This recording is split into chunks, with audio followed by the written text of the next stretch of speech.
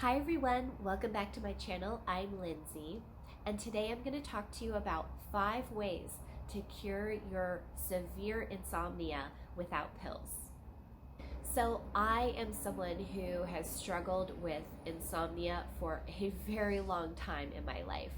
I am very familiar with this, and it is the worst feeling in the world to be tossing and turning all night, and then the next day you're exhausted, and then the cycle repeats. I know it well. In my 20s, I had some of the worst chronic, long-term insomnia that you can probably imagine. I hope that yours is not as bad as mine was, but it was about a year of me trying to function in my job after tossing and turning all night and only getting a few hours of sleep every night. And then I would go to work and sneak off to the car to have naps because I was so exhausted during breaks, and during lunch I would just nap. I also had a really hard time staying awake while I was driving because I had a 45-minute commute to and from work. And on the way back from work, I would always take a nap in my car because I knew that I wouldn't make it on the drive home. So after work, I would nap and then drive home. So yeah, it was really bad. Melatonin either barely worked for me or it gave me nightmares. And after my early 20s, I was determined never to get back on that cycle. It's like a never-ending cycle of sleeping medications. So I had to do a lot of research and trial and error to figure out how to solve my insomnia problems. And today I still do occasionally have bouts of insomnia here and there, but I'm able to take care of it really quickly and it's not very intense. So I hope some of these tips help you, and I'm gonna get into it right now. So my number one tip is to exercise a ton. And I know you're not going to want to hear this because you're already really exhausted from sleep deprivation, and I get it. The thing is, I have found this to be so critical. And yes, it will suck a ton in the beginning, but only in the beginning. And then you will feel so much better and you will thank yourself. The thing is, it really does have to be very intense exercise every day, and quite a lot of it if you have very serious insomnia. And this can be really hard to push yourself when you're tired. So I found that Bikram yoga is really, really helpful. It was the thing that really changed everything for me in my early 20s, my mid 20s when I started, and I decided to go every single day, and it is pretty intense, and it really made quite a big difference. And I do want to distinguish between hot yoga and Bikram yoga, because regular hot yoga, which is, it can just be like mildly heated and maybe a 45-minute class. It's different from a Bikram class. Bikram is 105 degrees, it's 40% humidity, and it's 90 minutes.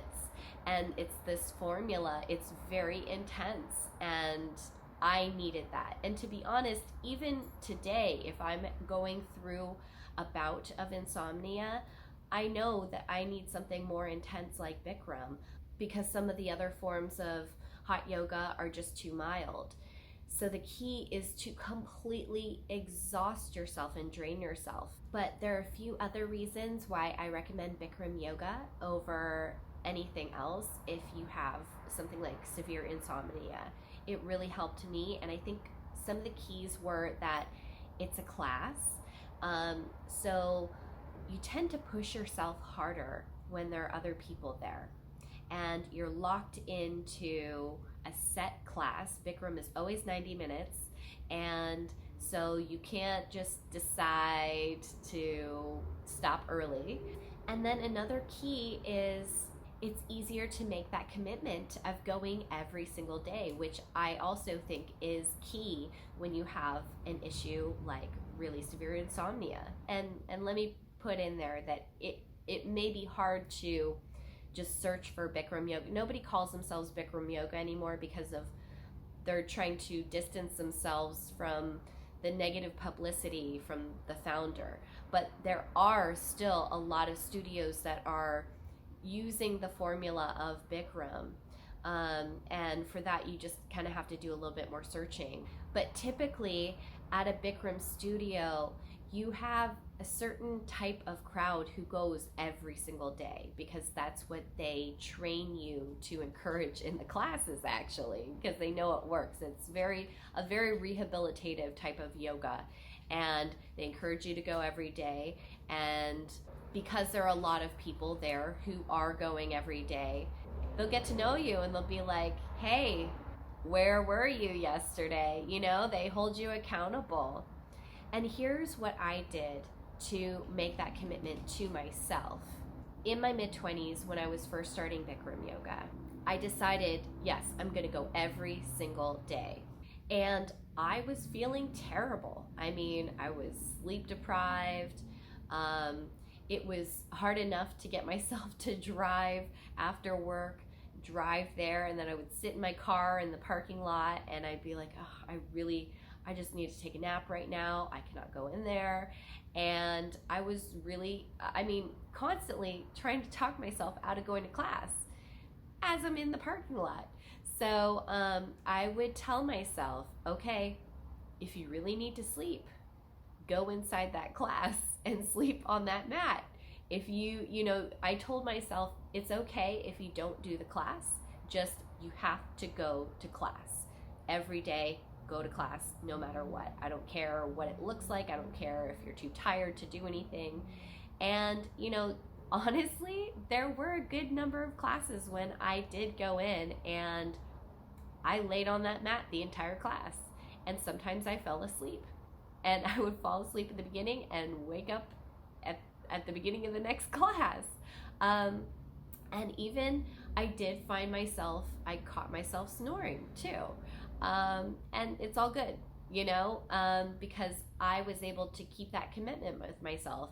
And just being in that class for 90 minutes and sweating, there are going to be days when you're exhausted because it's so sleep deprived. And just having that 90 minutes to detox and sweat, that actually helps so much. And I was still able to get to sleep. So it really didn't take very long for my body to kind of like get regulated from, it was the sauna action, which I think is a key part of this, is that the sauna, it does help with sleep. And it's not, Bikram is not technically a sauna, but it can feel like a sauna. It's pretty hot. So that heat and sweat helps.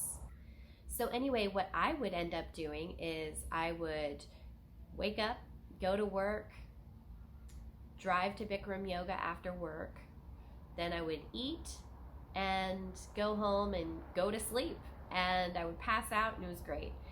And I did it every day for a year because it was giving me such a return of energy that it was so worth me not having really a life other than that. Because there's not much more time in your day if that's what you're doing every single day. Bikram is 90 minutes and then you have to shower and so that's your life. But it made such a big difference for me. I had some other health problems too, and it completely changed my life. So I highly recommend Bikram yoga if this is available in your area. And if you don't find anything that specifically says Bikram yoga, maybe search on Google Bikram style or Bikram inspired. But I think the key, to get it as close to the Bikram conditions, which is very hot, 105 degrees, 40% humidity, and a 90-minute class, that's a good class. Okay, so my number 2 tip is to eliminate completely coffee, sugar, alcohol. So let's start with coffee. If you look on the internet, I know there's a lot of articles out there that will say, oh, you should try cutting out coffee after, 10 a.m. or something like that. Just drink 1 cup in the morning and don't drink anything after that, because you want to have time for the caffeine to work through your body and become eliminated by the time you go to sleep. I have found that is not really, that was never effective for me. I had to 100% cut it out. And I think there are two reasons for that. I mean, there's a possibility that my body was not eliminating the caffeine as quickly as other people. But I think there's also a really good possibility also that just my whole nervous system was affected by the caffeine, and my nervous system gets into kind of like a stuck state, and then it is hard to shut down by the end of the night. And all of this is really hard to notice because it's so subtle when you're drinking coffee every day. And that's why I really encourage you to just try it, give it a month, and it will be a lot easier also if you're giving up these things while implementing a really intense exercise regimen, because that will give you the energy you need to make up for the decreased energy that happens when you cut out caffeine in the beginning. Eventually, your energy levels do balance out. I think what I would recommend is starting your exercise regimen. Hopefully, it's something really intense like Bikram yoga. Start it early, and then as you get stronger in your exercise regimen every single day, then you can slowly cut back to eliminating coffee, sugar, alcohol, because these are things that I think we use to buffer the low energy that we feel. And so it can be a little bit of a shock in the beginning. So I would personally go with starting the exercise first and getting a little bit of a momentum going there, and then eliminate coffee, then sugar and alcohol. And sugar and alcohol both have an effect on our sleep. And it's not just the alcohol. I mean, there is the effect of the alcohol, which they say when you go to sleep, it may make it easier to go to sleep, but then you wake up and it makes your sleep not as deep. But alcohol has sugar in it too. And all these sugars that we're consuming during the day can make it really hard for certain bodies to eliminate, and for the nervous system to kind of shut down properly, and it can kind of mess up all the hormonal systems. So it really is essential to cut it all out for a period of time. And I want to tell you a story about sugars too, because this was after I had cut out processed sugars and I was still having insomnia, and I was wondering why. And it was a total blind spot on my part. I had switched from eating processed sugar to eating fruit, and I loved pineapple, and I would eat pineapple for dessert. And the pineapple is pretty high in sugar, and that was really making it I had no idea, but it actually made it very hard for me to sleep at night. So I still, even today, I try to not eat high glycemic fruits in the evening. So number 3, regular sleep schedule and sleep hygiene. So sometimes the problem is that your body is not really, it's kind of just all out of balance, right? Your hormonal systems, they're all interlinked. And your sleeping cycle is hormonal. So this is why it's important to go to sleep every night and wake up at the same time, because your body has to know, it has to know when to expect to go to sleep and wake up. These hormones are kind of like on a cycle. That's why it's called a circadian rhythm. And if it's all out of balance, everything is going to get messed up. It doesn't know when to produce its own natural melatonin. Waking up every day at the same time, going to sleep at the same time, and that includes weekends too. It's something I still do today when my sleep cycle gets out of whack, and I kind of rein it in and say, hey, for a few weeks, I'm not gonna have much of a life. I'm just gonna, go to bed early for a little while. And then there are other sleep hygiene tips that there are many, but I think the most helpful are not watching anything, no TV, no cell phone screens after a certain time, like a few hours before bedtime, and not doing a whole lot of like heavy thinking while you're in your bed, so that your brain can associate your bed with sleeping and resting and shutting down your brain. So the number 4 tip would be somatic work and meditation. So I have put these two in the same category because I think that they both have the same effect, and that effect is basically on the nervous system.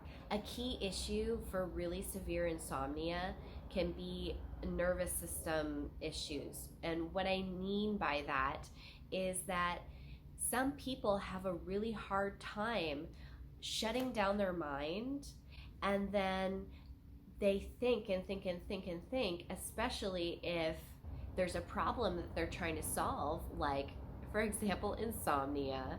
If you have chronic insomnia, you probably have some other issues in your life that, have come at least as a result of your chronic insomnia, because it does cause other problems. So you get trapped into this cycle of just overthinking things, and that pulls your energy from where it should be in your body and into your mind, and then it can get stuck there. And the ultimate goal is to bring your energy out of the mind and more into your body. And when you're able to do that, you are able to more easily regulate your nervous system and go back and forth between this more active fight or flight sympathetic state and then the rest, relax, parasympathetic state. Insomnia sometimes is getting stuck in either or and not shifting back and forth very smoothly.